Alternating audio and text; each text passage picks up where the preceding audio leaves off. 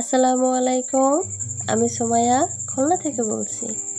Village life blog Sumaiya চ্যানেলে সবাইকে স্বাগত জানাই। কাছে এবং দূরে যে যেখান থেকে আমার ভিডিওটি দেখছেন, আশা করি আল্লাহর অশেষ রহমতে সবাই ভালো আছেন। আমরাও আলহামদুলিল্লাহ ভালো আছি। একজন গৃহিণী বা একজন মেয়ের সকালটা শুরু হয় বিছনা গোছানো থেকে। আর আমি আমার ব্লগটি আজকে শুরু করলাম আমার রুমের বিছনা গোছানো থেকে। এই কাজটা সব মেয়েদেরই উপরেই অনিবার্য। সকালে ঘুম থেকে উঠে সবার প্রথমে বিছনাটা গুছিয়ে তারপরেই বাইরে নামা। আসলে নিজের রুমে জিনিসপত্র যতটুকুই থাকুক না কেন, গুছানো থাকলে কিন্তু তখন দেখতে বেশ ভালো লাগে। সকালবেলা বিছনা গুছিয়ে তারপরে সকালের খাবার খেয়ে দুপুরের জন্য প্রস্তুতি নিচ্ছিলাম। আজকে যেহেতু অনেক কাজ করা লাগবে কালকে, তো সেই অনুযায়ী প্রিপারেশন নিচ্ছিলাম। আমাদের আসলে নিজেদের ব্যস্ততার কারণে গরু কেনা হয়নি এতদিনে। আজকেই লাস্ট দিন, আর আজকেই আমার ভাইয়া গরু কিনতে যাবে। তো দুপুরের জন্য একটু তাড়াহুড়ো করেই রান্না করছিলাম, কারণ খেয়ে আবার গরু কেনার জন্য বের হবে। যারা যারা কোরবানি করবে সবাই হয়তো গরু কিনে ফেলেছে, কিন্তু আমাদের একটু ব্যস্ততার কারণে গরুটা কেনা হয়নি। কালকে আর আজকেই আমার ভাইয়া গরু কিনবে। তো এখানে আমি প্রথমে কাঁঠালের বিচিগুলোর খোসা ছাড়িয়ে নিচ্ছি, আর পেঁয়াজ রসুনও কেটে নিয়েছি।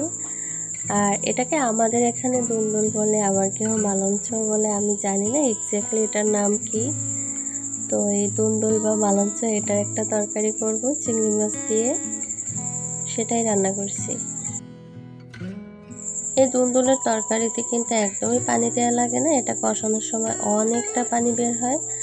আর আমাদের গাছে যখন দুন্দুল হয় তখন তো আমরা একেবারে পানি ছাড়াই রান্না করি, কিন্তু এটা বাজার থেকে কিনে আনা হয়েছে, একটু শক্ত ছিল তাই কিছুটা পানি দিয়ে রান্না করে নিয়েছি। দুন্দুল রান্না শেষে এখন আমি মুরগির মাংস বসিয়ে দিয়েছি। আর এই মুরগির মাংসতে আজকে আমি কাঁঠালের আটি দিয়ে রান্না করব। প্রথমবারই রান্না করব, জানি না কেমন হয়। আসলে আমাদের বাসায় যখন বেশি রান্না বান্না হয় তখন আমার আম্মুই রান্না করে, কিন্তু আজকে আমার আম্মুর শরীরটা একটু খারাপ ছিল, তাই আমিই রান্না করেছি। তবে খেতে খারাপ হয়নি, মাশাআল্লাহ খুব ভালো লেগেছে খেতে। আমি যেহেতু আমার আম্মুর কাছ থেকে রান্না শিখেছি, তাই রান্না খারাপ হওয়ার তো কোনো প্রশ্নই আসে না, কারণ আমার আম্মুর হাতের রান্না অলওয়েজ খুব ভালো হয়ে থাকে। আর এখানে আমি পাঙাশ মাছের মাথা দিয়ে বেগুন আর আলু রান্না করব। বেগুনগুলো আমাদের নিজেদের গাছের। আমি অনেক গুণী মেয়ে, অপচয় বেশি পছন্দ করি না, তাই এক কড়াইতে বারবার রান্না করছি। প্রতিবারই রান্না শেষে তরকারিগুলো অন্য পাত্রে ট্রান্সফার করে নিয়েছি। তো শেষের বার যখন রান্না করেছি তখন মশলা কিছুটা লেগেছিল, এই জন্য কড়াইটা দেখতে ভালো লাগছিল না। প্লিজ ক্ষমা সুন্দর দৃষ্টিতে দেখবেন। পাঙাশ মাছ আমাদের খুব বেশি একটা খাওয়া হয় না, কারণ আম্মু আব্বু ভাইয়া ভাবে এরা বেশি একটা পছন্দ করে না। কিন্তু এভাবে পাঙাশ মাছের মাথা দিয়ে আলু আর বেগুন রান্না করে দিলে এটা আমার আব্বু অনেক পছন্দ করে, তাই আমি রান্না করে দিলাম। কথা বলতে বলতে আমার রান্নাগুলো শেষ। এই যে আলু আর বেগুন দিয়ে পাঙাশ মাছের তরকারি, আর হচ্ছে দুন্দুল রান্না, আর তো কাঁঠালের আটি দিয়ে মুরগির মাংস ভুনা। তো প্রত্যেকটা রান্নাই খুব ভালো লেগেছিল খেতে। প্রত্যেকদিন তো দুপুরে খাবার পরে বেশ অনেকটা সময় রেস্ট করি, আজকে আর সেই রেস্ট হয়নি। আজকে কাজময় একটা দিন ছিল আমাদের। কালকে যেহেতু কোরবানির ঈদ, তো ঈদ হিসেবে আমাদের কোনো প্রিপারেশনও নেওয়া ছিল না।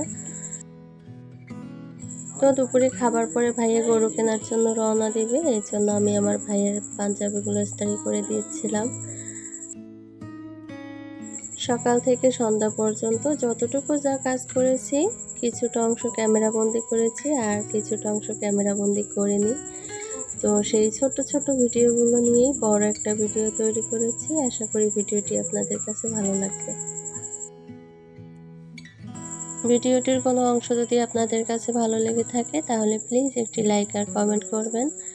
আর যদি খুব বেশি ভালো লেগে থাকে তাহলে অবশ্যই আমার চ্যানেলটি সাবস্ক্রাইব করে আমার পাশে থাকবেন। আর যারা অলরেডি সাবস্ক্রাইব করে দিয়েছেন তাদেরকে অসংখ্য ধন্যবাদ। তো ভাইয়া বিকেলবেলা গরু কিনতে যাওয়ার পরে আমরা সবাই মিলে কাজ করছিলাম। আর যেহেতু কালকে কোরবানির ঈদ,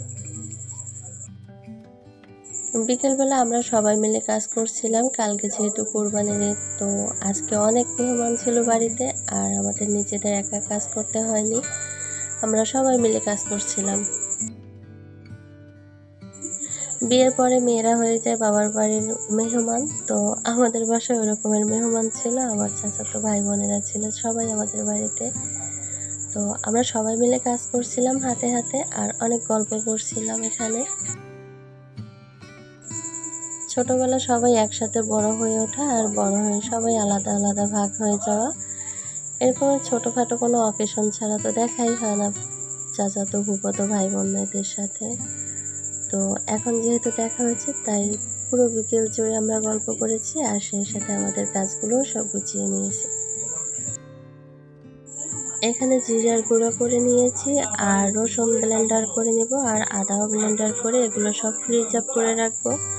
কালকে তো অনেক কাজ থাকবে, এগুলো করার সময় হবে না। ঈদের প্রিপারেশন হয়তো সবাই অনেক আগে থেকেই নিয়েছে, কিন্তু আমরা একটু ব্যস্ততার কারণে নিতে পারিনি। তো কালকে আজকে তো এই কাজগুলো করতেই হবে।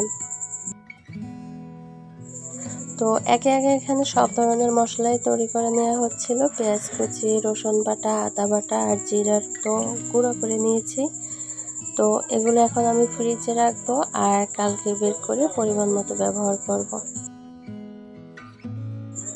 যেহেতু কোরবানির সময় গরুর মাংসটাই বেশি রান্না হয়, তাই পেঁয়াজ আর ব্লেন্ডার করলাম না, নাহলে তো পেঁয়াজ কুচিও ব্লেন্ডার করে রাখতাম।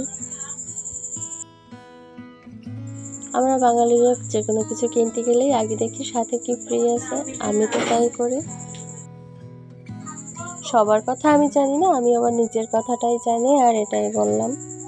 তো আমি আমার ফ্রি জিনিসগুলোর ভিতরেই আমার মশলাগুলো সংরক্ষণ করে রাখছি। তো সব ধরনের মশলা তৈরি করতে করতে প্রায় সন্ধ্যা হয়ে গেছে, আর সন্ধ্যার সময় তো আমার ভাইয়ের গরুও নিয়ে এসেছে। আগের বছরে আমাদের গরুটা ছিল লাল কালারের, আর এবছর গরুটা সাদা কালারের। কিন্তু গরুর কপালে এভাবে মেহেদি দেওয়া কেন আমি নিজেও জানি না। তো এই ছিল আমাদের এবছরের কোরবানির গরু। গরুটা দেখতে কিন্তু অনেক মায়াবী। আল্লাহ যেন আমার ভাইয়ের কোরবানি কবুল করে নেন। আপনারা সবাই দোয়া করবেন। আজ এই পর্যন্ত, সবাই ভালো থাকবেন, সুস্থ থাকবেন। আল্লাহ হাফেজ। আসসালামু আলাইকুম।